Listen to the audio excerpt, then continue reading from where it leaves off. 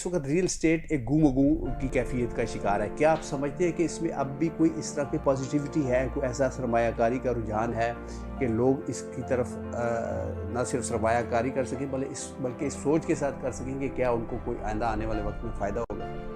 Definitely real estate وہ market ہے جو ہمیشہ, جس کو ہم سدا بہار مارکیٹ کہتے ہیں. جب تک انسان رہیں گے, ان کے مکان رہیں گے, ان کی رہائش رہے گی.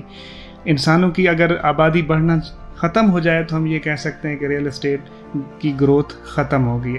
اگر انسانوں کی آبادی گرو کر رہی ہے اور پوری دنیا میں گرو کر رہی ہے, صرف پاکستان میں نہیں, پاکستان میں تو سب سے زیادہ گرو کر رہی ہے ماشاء اللہ. سب سے زیادہ اس سے مراد یہ ہے کہ ہم ساؤتھ ایشیا میں انڈیا سے بھی آگے ہیں, بنگلہ دیش سے بھی آگے, ایون کہ چائنا سے بھی ہم آبادی کے لحاظ, گروتھ کے لحاظ سے آگے جا رہے ہیں. جب ہماری آبادی بڑھ رہی ہے تو اس کا مطلب ہے مکانوں کی جو ڈیمانڈ ہے وہ بھی بڑھ رہی.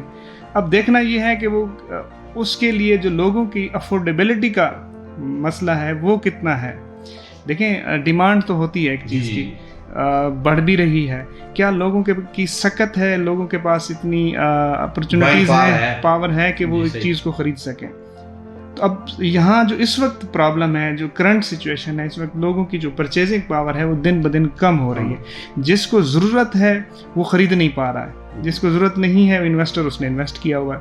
تو اس وقت جو سب سے بڑا جس کو ہم وائڈننگ گیپ کہتے ہیں وہ یہ ہے کہ انویسٹر تو انویسٹ کر رہا ہے ریئل اسٹیٹ مارکیٹ میں, جو اینڈ یوزر ہے اس کی سکت, اس کی پرچیزنگ پاور دن بدن کم ہوتی جا رہی ہے, جس کی وجہ سے ہمیں یہ خدشہ ہے کہ کچھ سالوں کے لیے, آنے والے سالوں کے لیے اگر اس طرح سے ہمارا فائنینشیل سسٹم یا انفلیشن چلتا رہا تو خدشہ ہے کہ ریئل اسٹیٹ میں ڈاؤن فال آئے گا.